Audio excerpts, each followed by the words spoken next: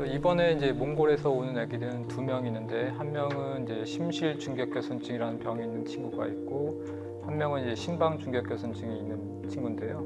심실 중격결손증은 보통은 이제 수술로 하는 게 원칙이긴 합니다. 수술이라고 하는 거는 이제 가슴을 절개를 해서 심장을 멈추고 그 상태에서 심장에 구멍 난 부분을 이제 꼬맨다고 생각하시면 제일 좋을 것 같습니다. 저는 지금 몽골 아이들이 심장 수술을 받고 입원해 있는 병원에 나와 있습니다. 지난 2월 6일 그리고 9일 아이들은 수술을 무사히 마치고 지금은 일반 병실로 옮겨 회복 중입니다. энэ хамтаа болохоор бас энэ хамт байгаа бүх хүмүүс энэ тийм бүх хүмүүстэй Америкийн зөндөө олон хүмүүстэй миний хүүхдийн төлөө залбирч байна. Би бас бүртээ солонгос хүмүүс ч байна. Бүгд одоо ингэж одоо залбирч ингэж байгаа учраас миний хүүхд одоо ирүүл болж байгаа. Тэгээд энэ сайхан өнөөдөр төсөлтөө одоо учирсандаа маш их одоо талархаж байна. Маш их баярлалаа. Одоо тэгээд цаашаа одоо зөндөө олон хүмүүсд бас 수술 받은 환자는 중환자실에서 하루 있어야 되고요. 병동에서 5, 6일 정도 있어야 되기 때문에 최종적으로 한국에 머물 시간은 최소 한 열흘 정도 있으셔야 될 것 같습니다. 그래서 완전히 회복되는 데는 3주 정도 걸리는데 보통 아이들이 어릴수록 회복 속도는 빠릅니다. 여러분의 많은 기도와 후원에 감사드립니다. 수술을 마치고 회복 중인 몽골 어린이들을 위해 기도해 주시고 퇴원 후에 돌봄 가정에서 보낼 시간을 위해서도 많은 기도 부탁드립니다.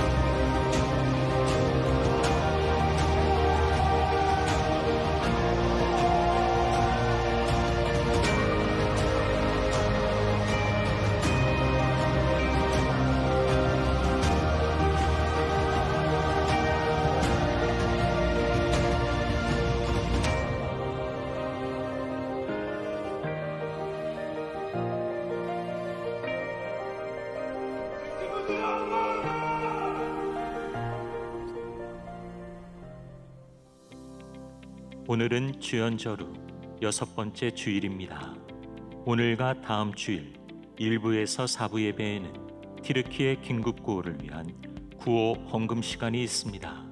티르키의 지진 피해자들을 위해 마음을 모아 기도해 주시고 구호 헌금을 해주시기 바랍니다. 구호 헌금은 구제헌금 온라인 계좌 또는 구제헌금 봉투를 사용하셔서 봉헌 시간에 헌금해 주시기 바랍니다. 오늘 주일 저녁 예배는 2023년 여전도의 협의회 헌신 예배로 드려지며 강사는 김한원 목사입니다. 모든 여전도의 회원들께서는 참석해 주시기 바랍니다. 세례 입교 예식이 3월 10일 저녁 예배에 진행될 예정입니다. 세례 입교 신청 방법과 교육 일정은 주보를 참조하여 주십시오. 예배 및 교회 내 모임 중에는 마스크를 계속하여 꼭 착용해 주시기 바랍니다. 교회 앞 공용 주차장에 이중 주차를 절대 금해 주시기 바랍니다. 매주일 이중 주차 문제로 인해 지역 사회로부터 많은 민원들이 들어오고 있으며 선교에 막대한 지장을 주고 있습니다. 주차 공간이 절대적으로 부족한 상황이 오니 가급적 대중교통을 이용해 주시기 바랍니다. 교회 정문 앞 갓길 주차를 금합니다. 부득불 갓길에 주차하신 분들은 예배 후 즉시 출차하시기 바랍니다. 남성교회 협의회에서 휴대폰 판매 사업을 진행합니다. 판매된 수익금 전액은 미자립 교회 및 선교 후원금으로 사용됩니다. 중보 기도팀, 예배 정병단 신입 단원과 안내국, 환경국 봉사자를 모집합니다. 앵크리스토 중창단 단원과 크리스천 심리케어 전문가 과정 신입생을 모집합니다. 주안 선교학교 1과 주안 바이블 칼리지 수강생을 모집합니다. 지금까지 교회 소식이었습니다. 이외의 교회 소식은 주보를 참조하시기 바랍니다. 이제 다 함께 일어나셔서 하나님께 찬송하며 예배하겠습니다.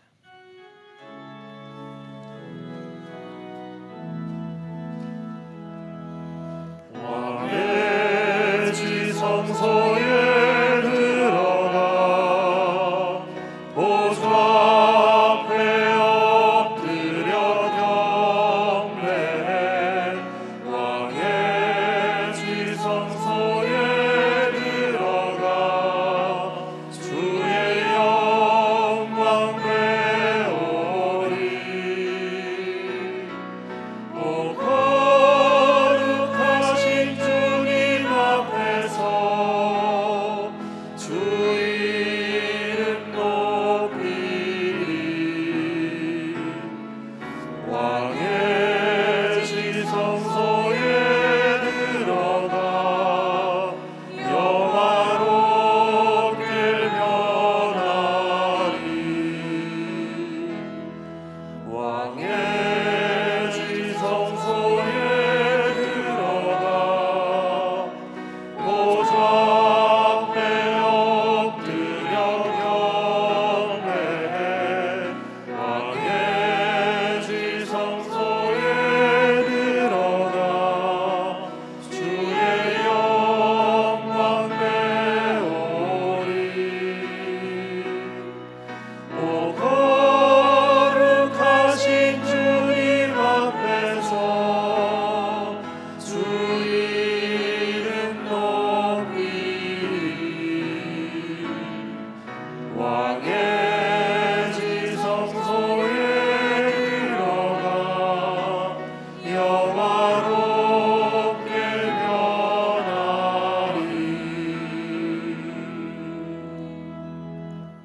그러므로 형제들아, 우리가 예수의 피를 힘입어 성소에 들어갈 담력을 얻었나니 우리가 마음의 뿌림을 받아 악한 양심으로부터 벗어나고 몸은 맑은 물로 씻음을 받았으니 참 마음과 온전한 믿음으로 하나님께 나아가자. 하나님은 영이시니 예배하는 자가 영과 진리로 예배할지니라. 아멘.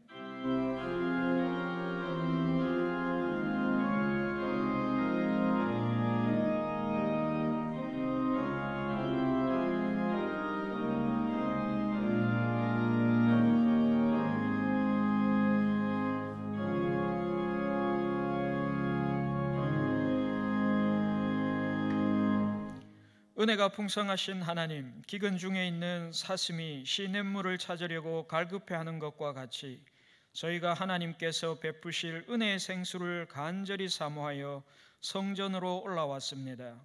우리의 중심이 살아계신 하나님 뵙기를 갈망하고 있사오니 속히 임하여 주시고 예배하는 우리 심령이 생명수 샘물을 마시게 하여 주옵소서. 예수님의 이름으로 기원합니다. 아멘. 이제 우리 다 함께 주안의 기도를 드리겠습니다.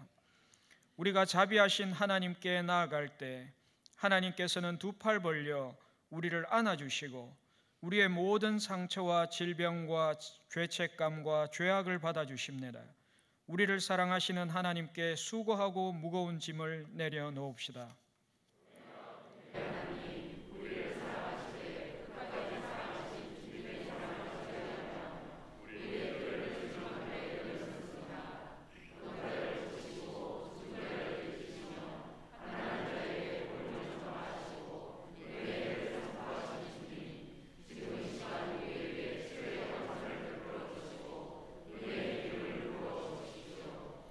복음을 들으십시오. 내가 그의 길을 보았은즉 그를 고쳐줄 것이라.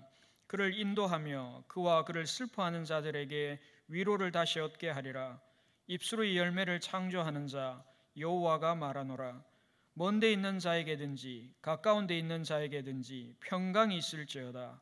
평강이 있을지어다. 내가 그를 고치리라 하셨느니라. 아멘.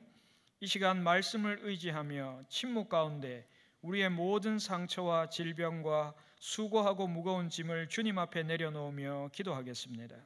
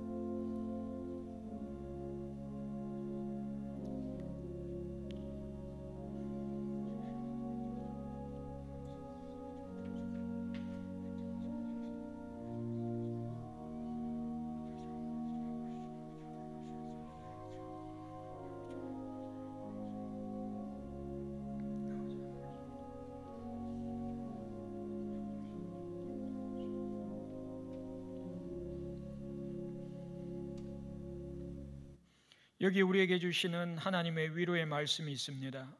그가 너의 모든 죄악을 사하시며 너의 모든 병을 고치시며 너의 생명을 파멸해서 속량하시고 인자와 긍휼로 관을 씌우시리라. 아멘. 이제 다 함께 자리에 앉으셔서 계속 기도하겠습니다. 우리와 함께 하시는 하나님, 영원하신 주님 안에서 주님과 함께 있기를 간구합니다. 나의 고집을 멀리하고 주님의 은혜를 사모하는 우리의 모든 호흡이 성령과의 교제를 통해 주님과 하나 되게 하옵소서. 주님의 뜻이 우리 안에서 우리를 통해 이루어지길 원합니다. 자신을 낮추는 겸손과 순전하고 흠없는 양심을 주옵소서. 헛된 욕심을 멀리하며 사랑과 자비로 가난한 이들을 섬기게 하옵소서. 우리의 기도를 들으시고 사랑으로 인도하시는 하나님, 연약한 우리의 삶을 바로잡아 주옵소서. 슬픔과 염려, 방황과 실패 속에 있는 주의 자녀들을 품어주시고 주님의 인자하심을 우리 가족들 위해, 병들고 고통받는 영혼들 위해, 일용할 양식이 필요한 영혼들 위해 비추어 주옵소서. 거칠고 사나운 삶의 파도에도 주님의 평화가 우리를 돕고 있음을 기억하게 하시고 바다보다 깊은 주님의 평화로 우리의 마음을 채워 주옵소서. 모든 것이 합력하여 선한 결과를 낳게 하시는 하나님, 분리개척을 향한 주님의 마음을 우리 안에 채워주시고 우리 마음에 지치지 않는 용기와 힘과 사랑을 주옵소서. 그 어떤 시험과 유혹에도 흔들리지 않고 주님의 뜻을 갈망하며 우리가 하는 모든 일이 주님의 기쁨이 되도록 우리를 인도하옵소서. 하나님 아버지, 이 시간 우리에게 귀한 하나님의 말씀을 듣게 하시니 감사를 드립니다. 오늘 말씀 증거하실 지장규 목사님에게 성령 충만함으로 함께하여 주셔서 주님의 말씀을 온전히 대언하실 수 있도록 능력을 다하여 주시고 듣는 우리의 마음 안에도 역사하여 주셔서 주의 말씀을 받아 누릴 수 있도록 인도하여 주시옵소서. 감사하오며 이 모든 말씀 우리 주 예수 그리스도의 이름으로 기도드립니다. 아멘.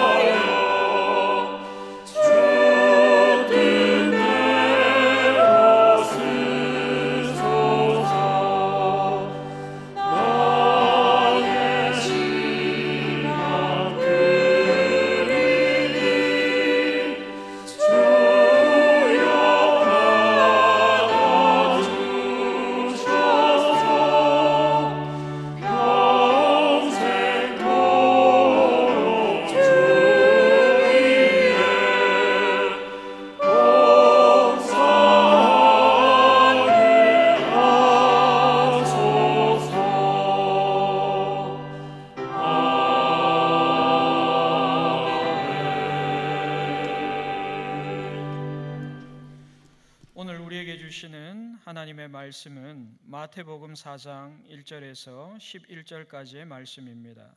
제가 가진 성경으로 신약 성경 4쪽에 있습니다. 이제 하나님의 말씀을 봉독하겠습니다. 이 말씀을 봉독할 때에 살아계신 하나님의 음성을 다 함께 들으실 수 있기를 바랍니다. 하나님의 말씀입니다.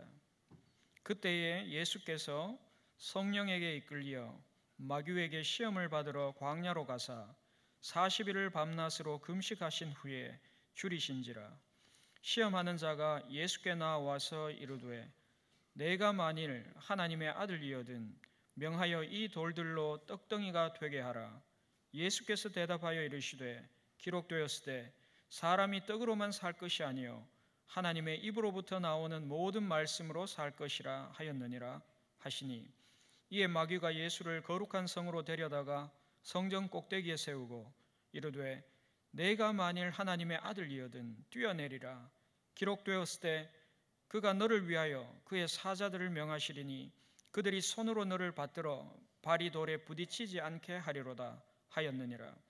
예수께서 이르시되 또 기록되었으되 주 너의 하나님을 시험하지 말라 하였느니라 하시니, 마귀가 또 그를 데리고 지극히 높은 산으로 가서 천하 만국과 그 영광을 보여 이르되 만일 내게 엎드려 경배하면 이 모든 것을 너에게 주리라. 이에 예수께서 말씀하시되 사탄아 물러가라. 기록되었으되 주 너의 하나님께 경배하고 다만 그를 섬기라 하였느니라. 이에 마귀는 예수를 떠나고 천사들이 나와서 수종드니라. 아멘.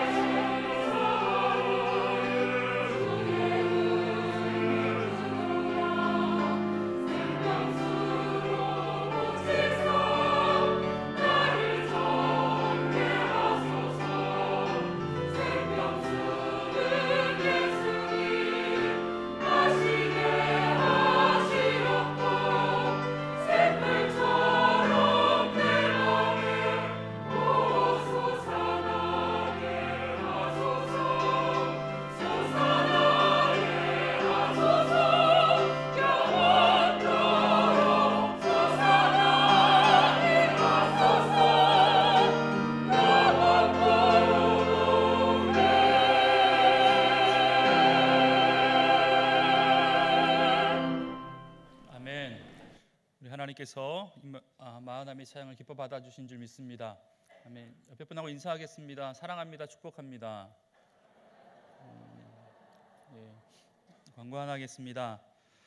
광고에서 보셨듯이 다들 뉴스에서 또 보셨듯이 지난 2월 6일 새벽에 규모 7.8과 7.5의 초강력 지진이 연달아 튀르키예와 시리아에서 발생했습니다. 이 지진으로 인해서 사망자가 지금 2만 명이 넘었고 현재도 20만 명이 넘는 사람들이 여전히 무너진 건물 잔해에 갇혀 있는 것으로 추정된다고 합니다. 저희 교회가 오늘과 다음 주 2주 동안에 이 두 나라를 위한 봉헌을 할 예정입니다. 이 구호 헌금은 안내받으신 구제 헌금 계좌로 하시거나 예배 시에 오늘은 헌금하는 시간을 따로 갖겠습니다. 그 시간에 해주시고 하나님의 위로와 사랑을 우리 마음을 담아 전달해 주는 시간이 되었으면 좋겠습니다. 잠깐 기도하겠습니다. 하나님, 비바람이 치는 인생에서도 우리를 보호하신 하나님이 있기에 감사를 드립니다. 오늘도 우리를 주의 날에 거룩한 빛 가운데 초청하여 주시고 그 빛 가운데 우리를 인도해 주시니 감사합니다. 오늘 주시는 말씀을 통하여서 하나님이 우리를 얼마나 사랑하시는지 그리고 우리가 하나님의 자녀임을 깨달아 아는 시간 될 수 있도록 주님 역사하여 주시옵소서. 감사드리며 예수님의 이름으로 기도합니다. 아멘. 할렐루야. 다시 한번 인사하겠습니다. 당신은 하나님의 자녀입니다. 오늘 본문은 우리가 잘 아는 예수님께서 공생애를 시작하시기 전에 40일 동안 광야에서 시험 받으신 사건에 대해서 이야기하고 있습니다. 예수님이 공생애를 시작하시기 전에 굉장히 중요한 두 가지의 사건이 등장하는데 첫 번째가 3장에 등장하는 예수님의 세례 사건입니다. 그리고 두 번째가 오늘 본문인 시험 사건입니다. 세례 사건은 누가 말하지 않아도 대단한 사건입니다. 예수님이 공생의 사역을 시작하시기를 알리시는 아주 중요한 사건인 만큼 그 의식도 굉장히 대단했습니다. 예수님께서 세례 요한에게 세례를 받으실 때 일어났던 사건들이 있는 게 뭐냐면 먼저 하늘의 문이 열렸습니다. 그리고 하늘에서 하나님의 음성이 들렸습니다. 그리고 성령이 비둘기같이 내려 예수님에게 충만히 임하는 것을 우리가 보았습니다. 마태복음 3장 16절에는 이렇게 이야기합니다. 예수께서 세례를 받으시고 곧 물에서 올라오실새 하늘이 열리고 하나님의 성령이 비둘기같이 내려 자기 위에 임하심을 보시더니. 여러분, 누가 봐도 영적인 대단한 체험이었습니다. 여러분, 그런데 그러한 영적인 체험이 있다면 사실 우리는 어떤 것을 기대하냐면 멋지게 펼쳐질 미래, 꽃길 같은 것을 기대합니다. 만사형통 같은 것 기대합니다. 여러분, 그런데 오늘 본문의 1절에 보니까 그때 예수께서 성령에게 이끌려 마귀에게 시험을 받으러 광야로 가사라고 기록하고 있습니다. 말씀드린 대로 놀라운 영적인 체험이 시작되었습니다. 심지어 40일간의 금식을 하신 이후였습니다. 여러분, 몸은 힘드셨겠지만 얼마나 성령으로 충만한 상황이었겠냐라는 겁니다. 그런데 그때 찾아오는 게 여러분 시험이었습니다. 여러분, 예배 잘 드리고 와서 마음을 새롭게 하고 은혜 받고 집에 가보면 평소에 트집도 안 잡던 남편이 어디 갔다 왔냐고 트집하는 경우 있습니다. 왜 헌금을 이렇게 많이 하냐고 평소에는 얘기하지 않다가 그렇게 트집 잡습니다. 부흥회를 하고 수련회를 다녀오고 심지어 3박 4일에 우리 청지기 훈련학교를 가고 그래서 정말 큰 은혜를 받고 좁은 길을 걸어도 밤낮 기뻐할 수 있다고 고백하면서 성령 충만해서 집에 왔는데 그날따라 남편이 죄송합니다. 맨날 남편이라고 하니까 아내가 술을 먹고 집을 뒤집어 놨어요. 여러분, 영적 생활의 비밀이 그게 뭐냐면 큰 은혜를 받고 놀라운 영적인 체험을 하고 난 이후에는 반드시 큰 시험이 있다라는 겁니다. 다윗도 기름 부음을 받은 이후에 사울에게 쫓기는 시험과 고난이 지속되었고 엘리야도 갈멜산에서 850명의 바알과 아세라 신을 섬기는 선지자들과 싸움에서 이긴 다음에 그 어떤 때보다 성령이 충만한 그때 이세벨에 의해서 쫓겨다니면서 차라리 죽고 싶다고 하나님 차라리 나 죽여달라고 했던 고백을 했던 것을 보게 됩니다. 여러분, 예수님도 영적인 놀라운 경험을 하셨지만 그것도 성령에게 이끌려 마귀에게 시험을 받으러 광야로 가셨다라고 오늘 본문은 기록하고 있습니다. 여러분, 그런데 우리가 기억해야 할 것은요, 그게 뭐냐면 예수님께서 마귀에게 시험을 받으셨지만 그 시험을 허락한 분이 누구시라고요? 하나님이시라고 성경은 이야기합니다. 여러분 욥의 시험도 그랬습니다.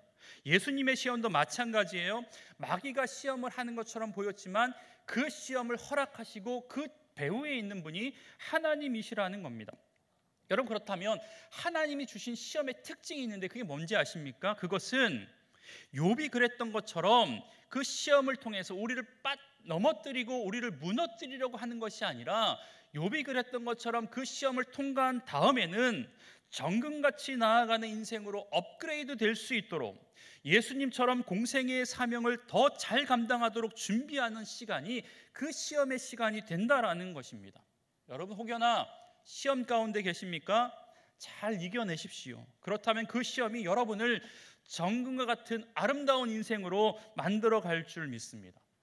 여러분 그리고 생각해 볼 것은요, 시험받은 장소였던 광야입니다. 광야는 어떤 곳이냐면 적막한 곳, 사람이 살지 않는 곳입니다.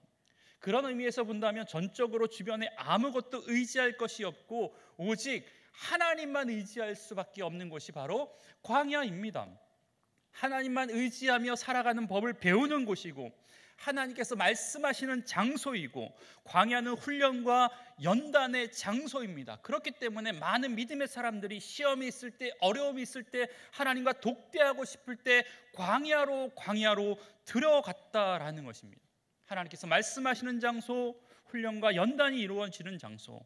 여러분 그렇기 때문에 무엇보다 이 광야에서 우리는 하나님만 집중하며 하나님만 바라보아야 합니다. 여러분 성경은 우리의 인생을 광야의 인생으로 비유합니다. 그렇다면 저와 여러분도 역시 광야의 인생길 살아갈 때 하나님의 음성에 집중하고 하나님만 바라보실 수 있는 저와 여러분의 삶이 될 줄 믿습니다. 그렇게 될 때 우리가 그 시험을 이겨낼 수 있게 된다라는 것입니다. 여러분 그런데 이 시험은 예수님에게도 임했듯이 우리에게도 다가옵니다. 인생의 광야 같은 곳에 처하기도 한다라는 것입니다. 여러분 근데 그곳에서 이루어졌던 마귀의 세 가지의 시험 우리가 다 알잖아요. 이 세 가지의 시험은요, 인생의 가장 나약한 취약점을 공격했던 시험입니다. 첫 번째 시험은 뭐였냐면 사람들의 필요를 자극하는 육체적인 시험이었습니다. 여러분 지금 예수님은요 40일간의 금식을 지금 끝냈던 상황입니다. 여러분 예수님이라고 해서 40일 동안 금식하셨는데 그 이후에 팔팔 하실 수 있겠습니까? 여러분 아니에요. 예수님도 우리와 똑같은 성정을 가지신 분이시고 똑같은 인성을 가지시고 계신 분이시기 때문에 지금 가장 예민한 부분, 민감한 부분 아마 먹는 것이었을 것입니다. 지금이야말로 가장 줄이실 때고 가장 음식이 필요할 때 아닙니까? 마귀는 여러분 인간이 가장 나약한 부분이 어디인지 누구보다도 더 정확하게 아는 자였습니다. 그러니까 그 상황에서 예수를 무너뜨릴 만한 육체적인 약점을 공격하는 거죠. 떡을 만들어 보래요. 돌을 가지고. 여러분 예수님께서 그것을 못 하시겠습니까? 오병이요. 보리떡 5개로 5,000명을 먹이신 분 아닙니까? 여러분 그런데 그 위대한 기적하지 않으시고요, 말씀으로 그 유혹을 이겨내십니다. 4절의 말씀 한번 다 같이 읽어보겠습니다. 시작.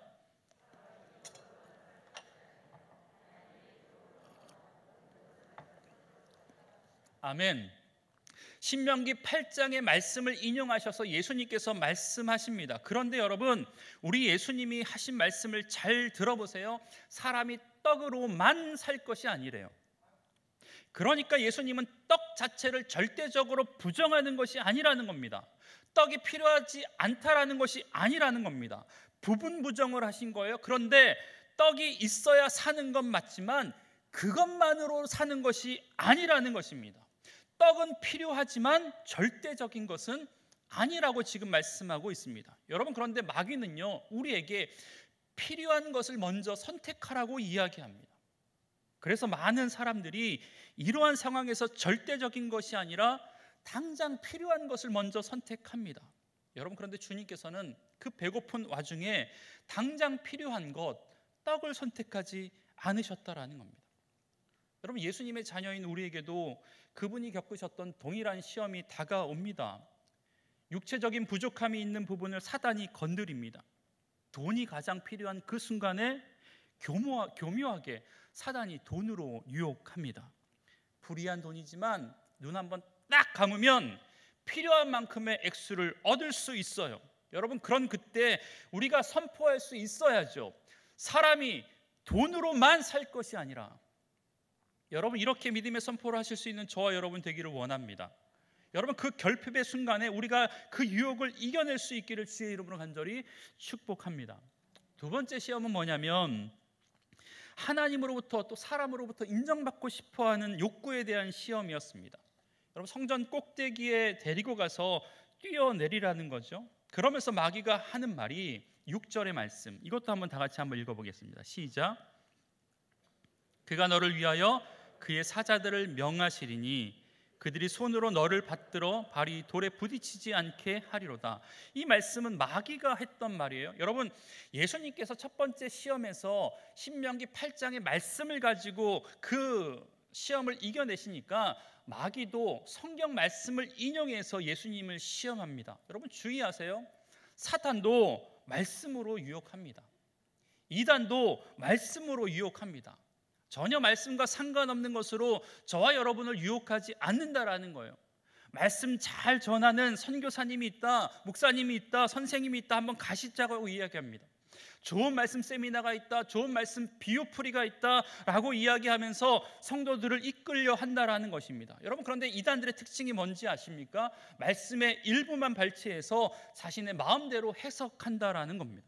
여기서도 마찬가지예요. 시편 91편 11절 12절의 말씀을 사단이 지금 예수님에게 인용하고 있지만 이 말씀의 중요한 뜻을, 원래의 뜻을 왜곡해서 지금 예수님에게 말씀하시는 거예요. 여러분, 이 말씀의 뜻은 뭐냐면 성도들이 어떠한 상황에 처해 있더라고 하더라도 하나님께서 반드시 그 성도를, 하나님의 자녀를 신실하게 보호하신다라는 말씀인데, 지금 말씀의 내용은 그렇게 해석하지 않습니다. 마귀가 했던 내용은 뭐냐면 하나님이 너를 위험에서부터 보호하실 것이 분명하기 때문에 성전 꼭대기에서 뛰어내려도 너는 괜찮아 라는 의미로 전달했습니다. 여러분, 전혀 다른 의미입니다.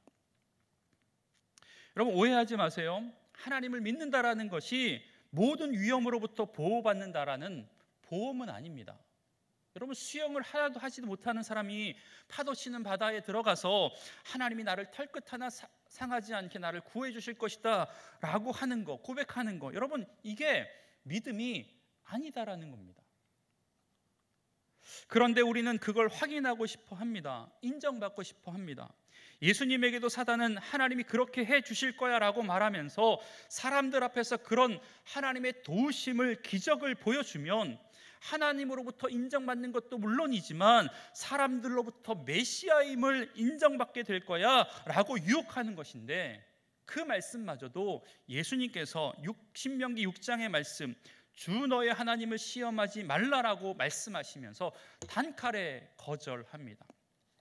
세 번째 시험으로 넘어갔습니다. 이 시험은 소유욕에 대한 시험, 명예욕에 대한 시험입니다. 여러분, 세 번째 시험을 받으시는데 이 시험은 마귀가 지극히 높은 산으로 예수님을 데리고 가서 온 땅을 보여주면서 절하면 모든 것을 너에게 주겠다라고 말씀하고 있습니다. 여러분, 여기서 사단이 얼마나 집요한 놈인지 알 수 있는데 한두 번의 패배로 포기하지 않는다라는 겁니다. 계속해서 또 다른 공격을 합니다. 졌다고, 실패했다고 그 도전을 멈추지 않는다라는 겁니다. 여러분, 그러니까 늘 깨어 있으십시오. 늘 긴장하십시오. 사단이 우는 사자처럼 우리를 삼키려고 하지만 깨어 있는 자만이 그 사단과의 싸움에서 이겨낼 줄 믿습니다. 여러분, 마귀의 별명이 참 많은데 그 가운데 하나가 뭐냐면 속이는 자, 거짓의 아비라는 것입니다. 여러분, 천하만국이 마귀의 것입니까?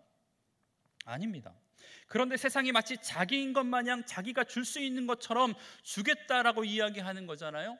성경 어디에도 하나님께서 마귀에게 세상의 일부를 줬다라고 이야기하지 않았음에도 불구하고 마치 자신의 것인 것 마냥 예수님에게 절하면 이 모든 것을 주겠다라고 이야기하고 있다라는 겁니다. 성경은 이 세상의 모든 만물이 하나님의 것이라고 이야기하는데 마귀는 지금 이 모든 만물이 마치 자기인 것처럼, 자기 것인 것처럼, 자기가 아무렇게나 줄 수 있는 것처럼 이야기하고 있다라는 겁니다. 여러분, 그런데 그럼에도 불구하고 사단의 이러한 속임수에 속아서 자신의 신앙을 팔고 자신의 영혼을 파는 사람들이 얼마나 많이 있는지 모릅니다. 천하만국을 얻기 위해서 신앙과 양심을 파는 것, 사람이니 그럴 수 있겠다고 싶지만 실제로 우리는 정말 사소한 것, 아무것도 아닌 것, 그거 얻으려고 신앙과 양심을 팔아버리는 사람이 있는 것 아닙니까?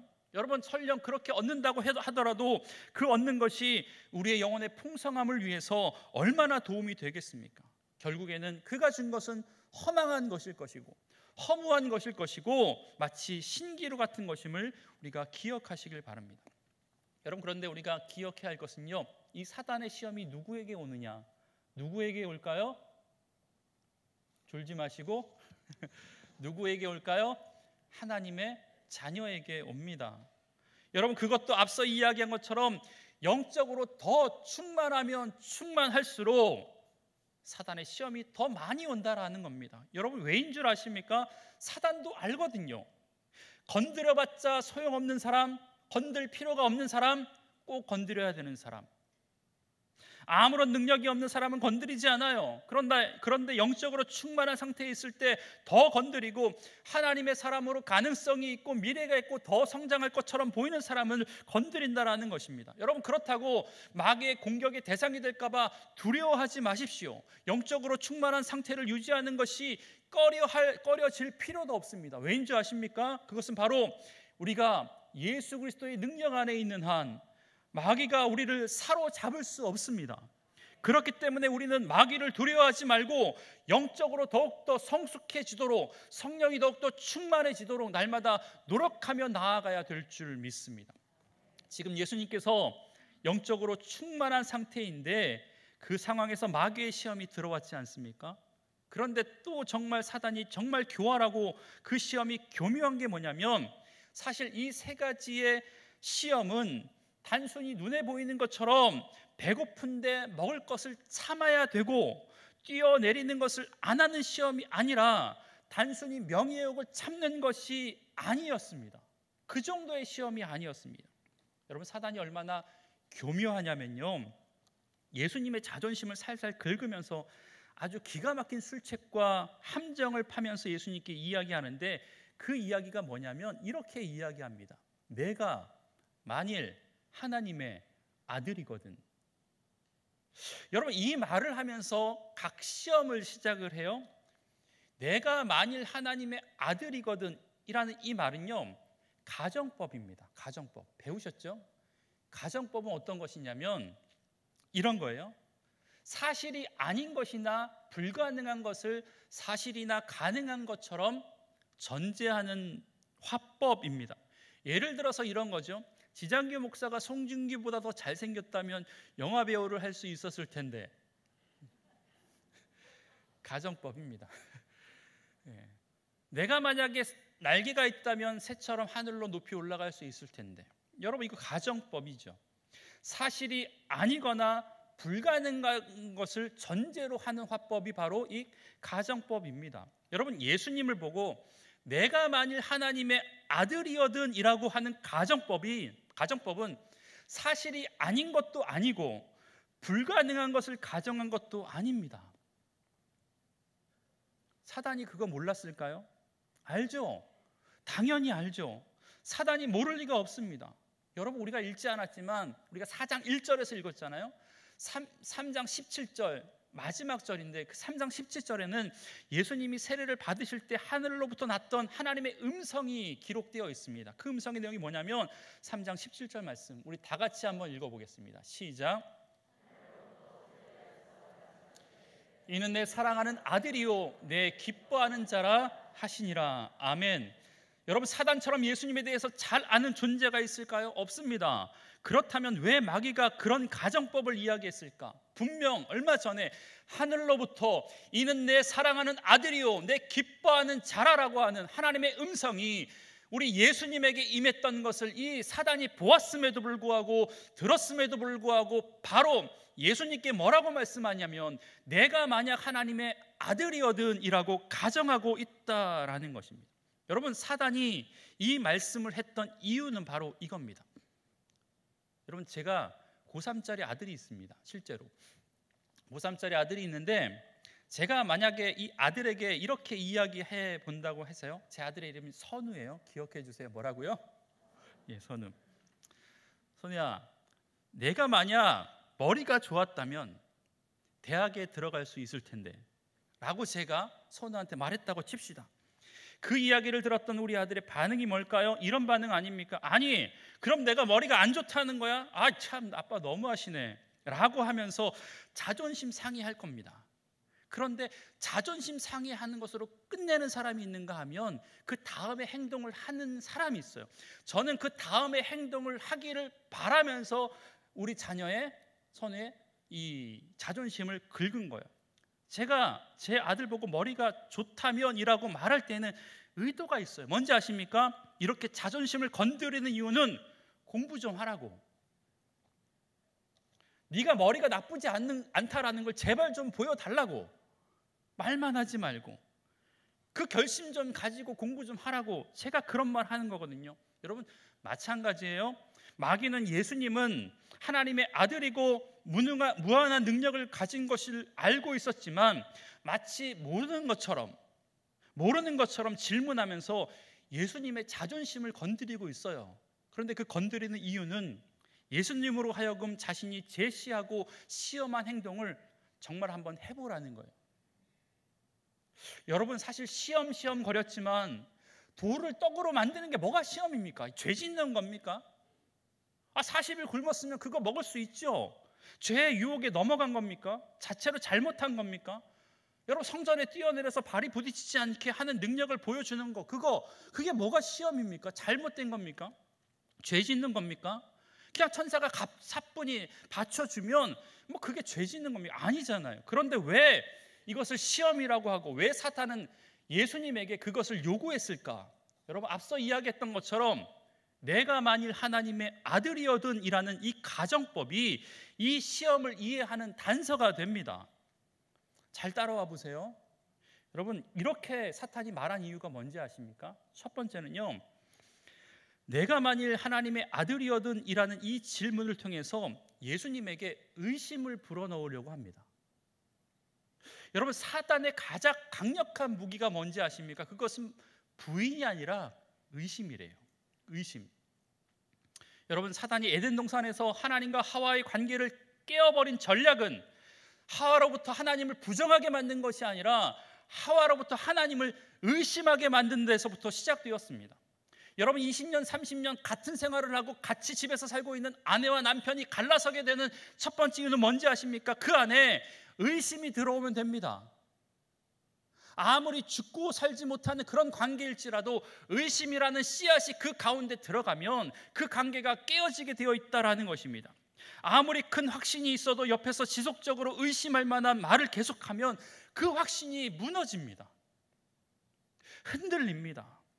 사단은 예수님이 돌을 떡으로 만들 수 있는 능력, 천사를 동원할 수 있고 아무리 높은 곳에서 뛰어내려도 다치지 않을 능력이 있는 줄 알았지만, 그런데 보세요, 내가 진짜 하나님의 아들이어든 이라는 말을 계속하는 이유는 바로 이 말이에요.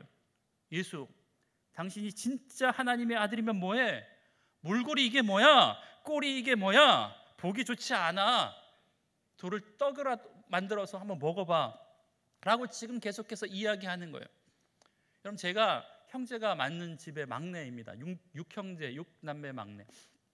그런데 막내 누나가 짓궂어서 어렸을 때 저에게 이렇게 놀렸어요. 장규야, 너 사실은 우리 집 사람 아니야. 다리 밑에서 주워왔어. 이런 거 해보셨죠? 네. 여러분 그런 소리 해봤을 것이고 들어봤을 겁니다. 처음에는 들은 척 안 하죠. 의심 안 하죠. 그런데 저희 누나가 거짓 증거를 몇 개 대요. 너처럼 얼굴 까만 애가 우리 집에 있니? 어렸을 때 너 사진 별로 없잖아. 가끔 오는 뻥튀기 아저씨가 너한테 잘해주는 이유가 뭔지 아니? 여러분 이런 얘기해요. 여러분 처음에는 들은 척도 하지 않았는데 점점 이 집의 아들이 맞나라는 의심이 들기 시작하고 계속해서 우리 누나가 밀어붙이면 마침내 울음을 터뜨립니다. 아니야 하면서. 여러분, 내가 만일 하나님의 아들이거든이라는 이 질문처럼 예수님 가운데 의심을 심어주어서 그 믿음을 흔들어 놓을 효과를 기대하면서 사탄이 지금 이야기하고 있는 거예요. 예수님이 이렇게, 아이씨, 그래 맞아, 내가 하나님의 아들인데 이 몰골이 뭐야, 진짜 하나님이 날 아들로 두신 건 맞아?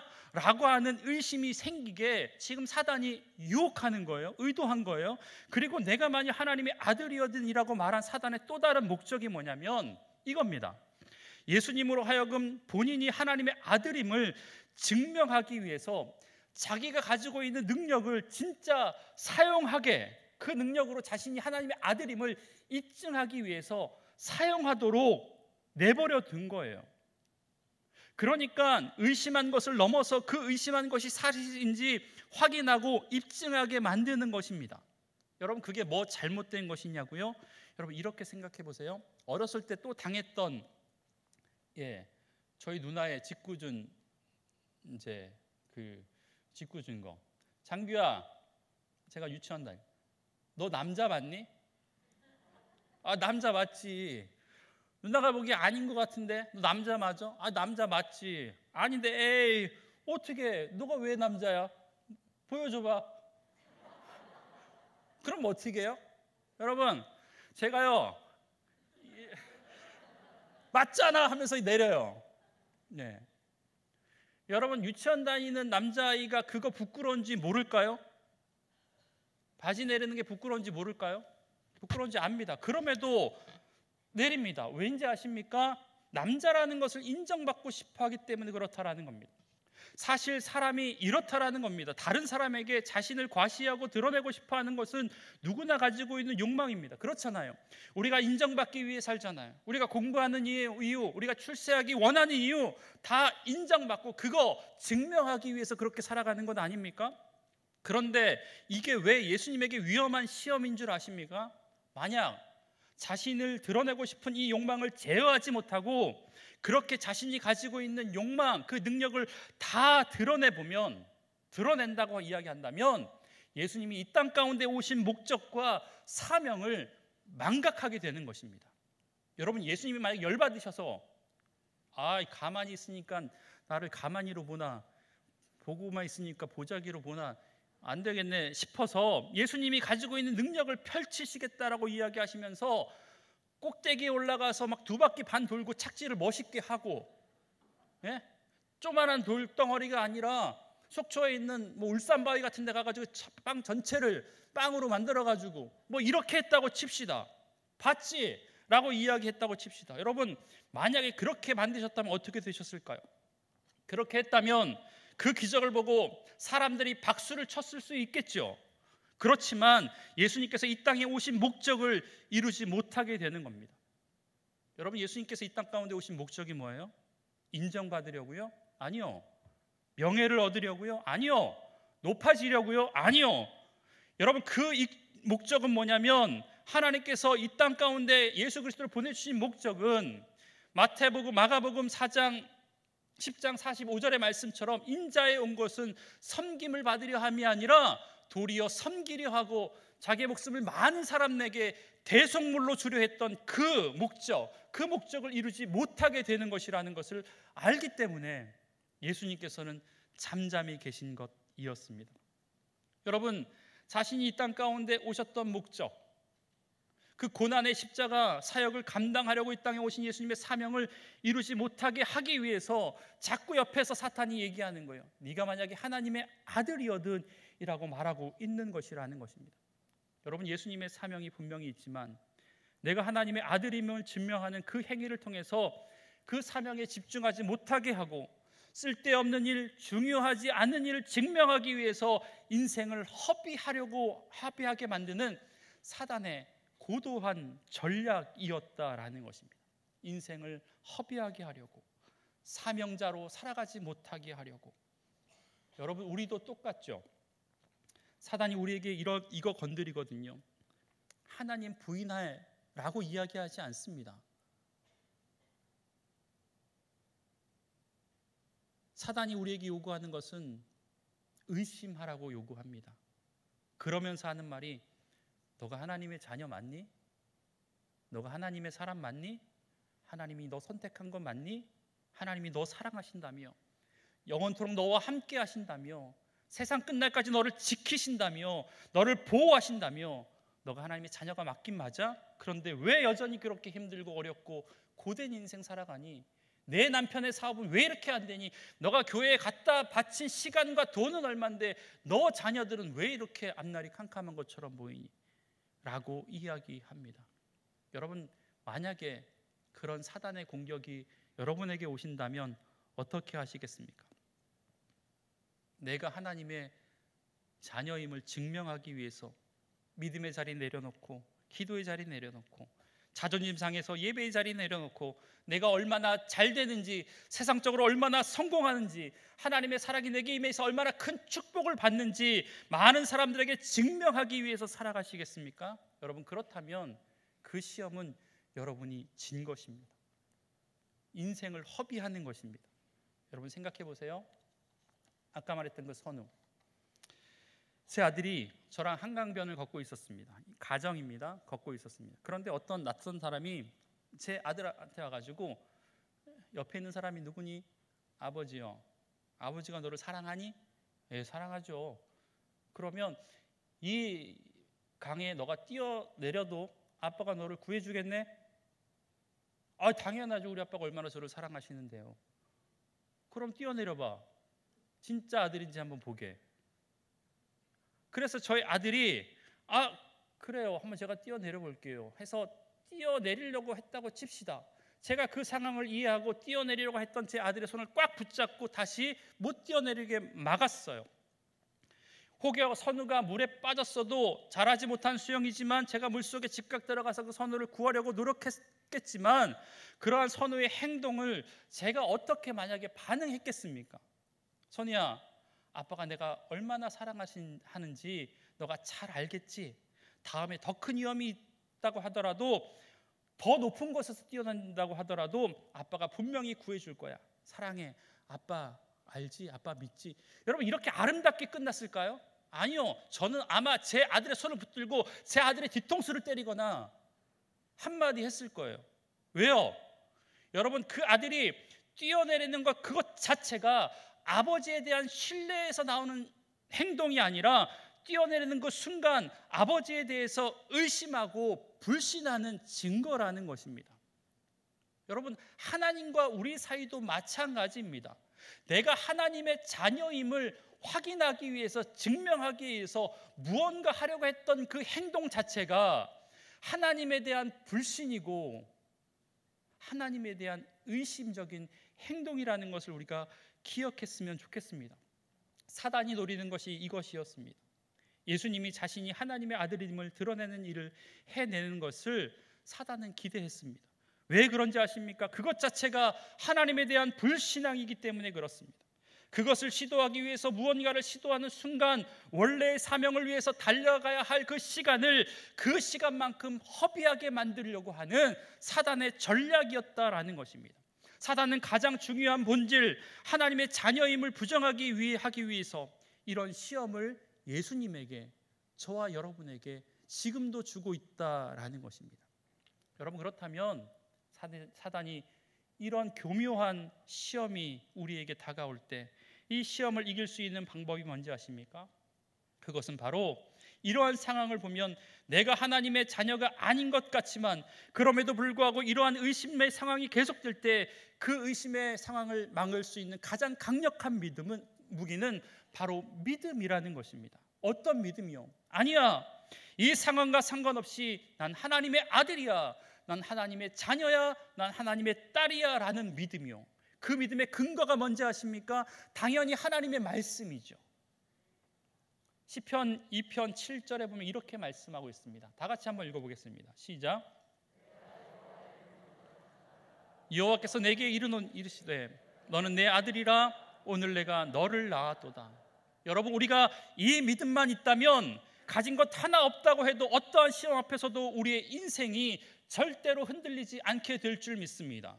내가 오늘날 너를 낳았다, 너는 내 아들이다, 너는 내 딸이라고 하는 전혀 흔들리지 않는 말씀에 기반된 이 하나님의 약속을 신실하게 믿는다면 아무 것 가진 것 없어도 우리가 이 땅을 담대하게 당당하게 승리한 것처럼 살아가는 인생으로 살아가게 될 줄 믿습니다. 하지만 다 가졌어도 나는 하나님의 자녀야라는 그 믿음이 흔들린다면 우리의 인생은 허물어지게 될 것입니다. 여러분 기억하세요. 누가 뭐래도 저와 여러분은 하나님의 자녀입니다. 누가 뭐래도 저와 여러분 하나님께서 낳으셨습니다. 상황이 좋지 않다고 해서 하나님의 자녀가 아닌 게 아닙니다. 내 뜻대로 일이 풀리지 않는다고 하나님이 여러분을 하나님의 자녀로 삼으신 것을 포기한 것이 아니라는 겁니다. 사단이 공격이 있을 때마다 여러분 이렇게 선포하십시오. 누가 뭐래도 나는 하나님의 자녀이다. 우리 가슴에 손을 얹고 이렇게 고백합시다. 누가 뭐래도 나는 하나님의 자녀입니다. 다시 한번요. 누가 뭐래도 나는 하나님의 자녀입니다. 이 믿음의 고백이 저와 여러분의 고백 되길 주의 이름을 간절히 축복합니다. 잠깐 들은 말씀을 가지고 좀 기도했으면 좋겠습니다.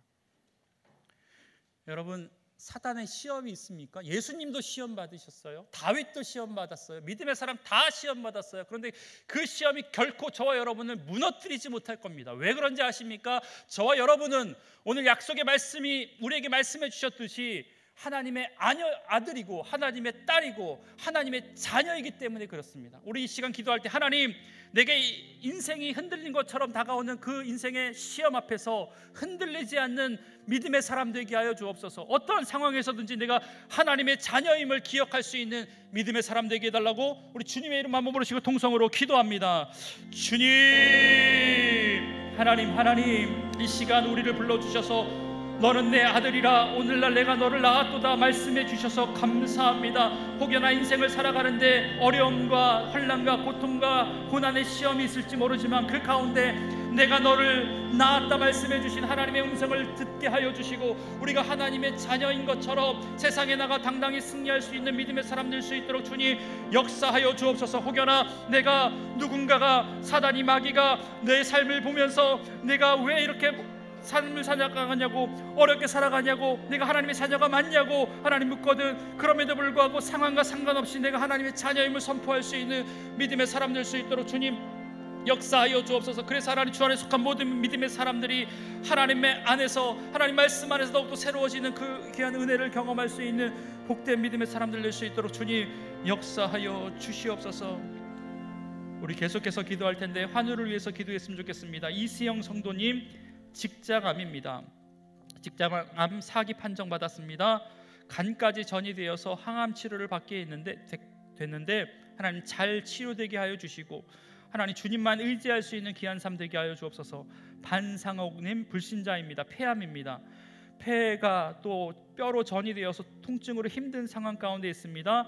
표적 항암 치료 잘 받게 하시고 그의 영혼까지 구원되는 역사가 있게 하여 주옵소서. 김용현님 불신자입니다. 강경화입니다. 심해서 걸을 수도 없다고 하는데 예수님 만나게 하시고 노후의 삶이 주로 인하여서 복된 삶 되게 하여 주옵소서. 이 외에 우리가 주변의 사람들 가운데 아픈 분이 있다면 기억하시면서 기도해 주시고요. 내 육신의 연약한 부분 가운데 이 시간 손을 얹고 주님의 이름 한번 부르시고 통성으로 기도합니다.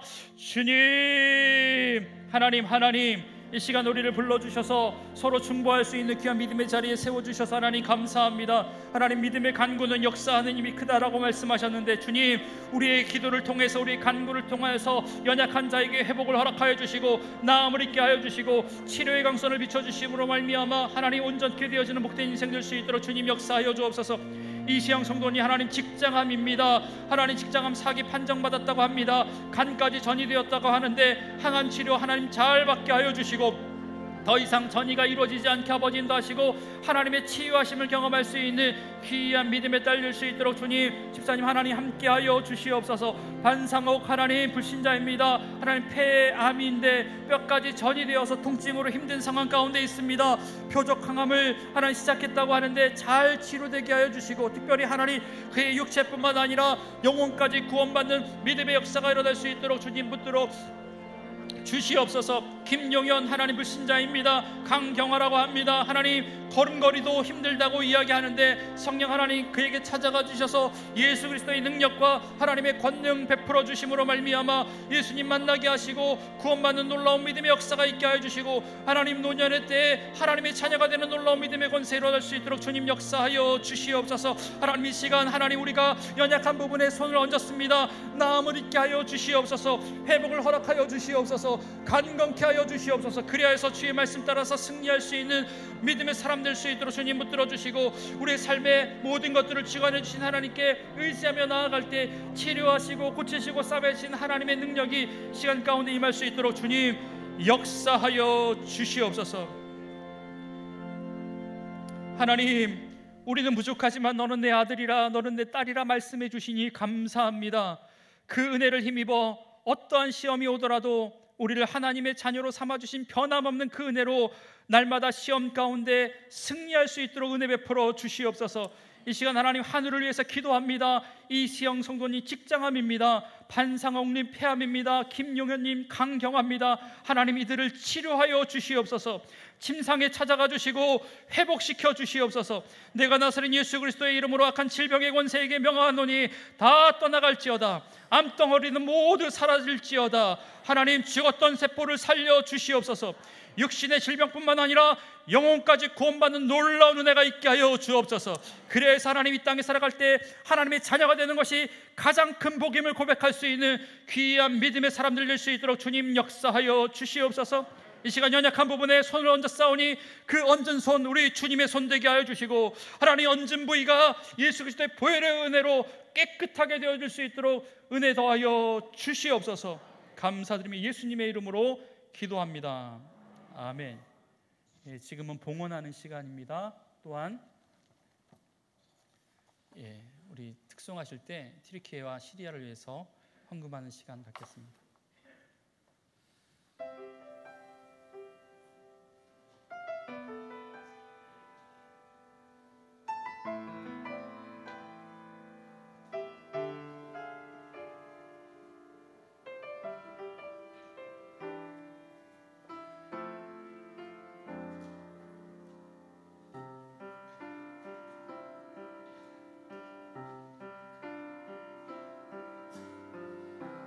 주 안에 우린 하나 모습은 달라도 예수님 한 분만 바라네.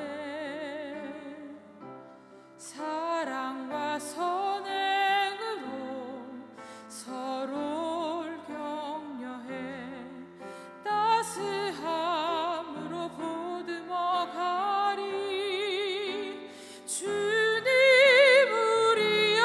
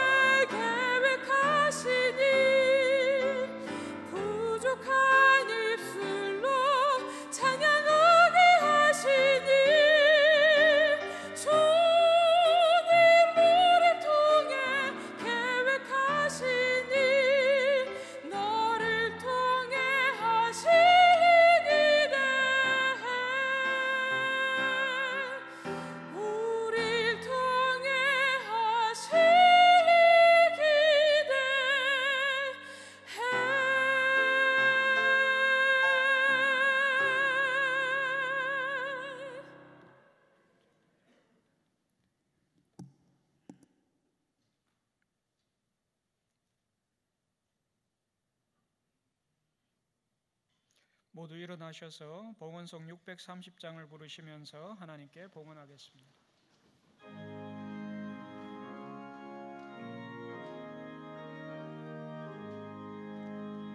진리와 생명의 시초 이 몸을 바치옵니다.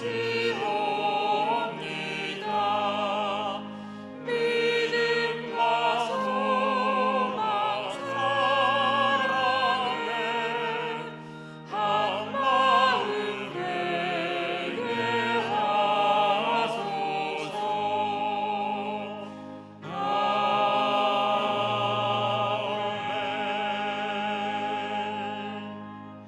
하나님, 우리를 구원하여 주신 것 참 감사합니다.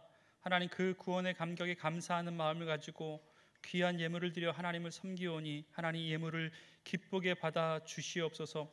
이 시간 믿음의 성도들이 주님께 귀한 예물을 드립니다. 이 예물은 단순히 돈이 아니라 이들의 열정과 눈물과 한숨과 살아온 흔적임을 고백합니다.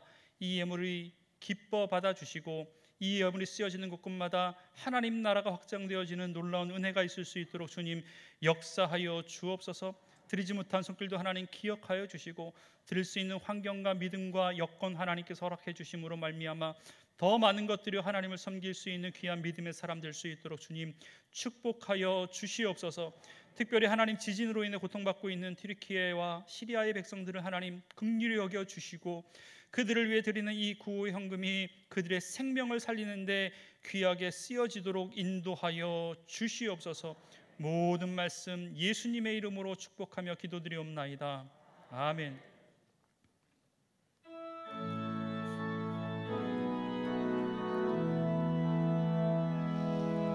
주 선한 능력으로 하시네 그 크신 팔로 날 붙드시네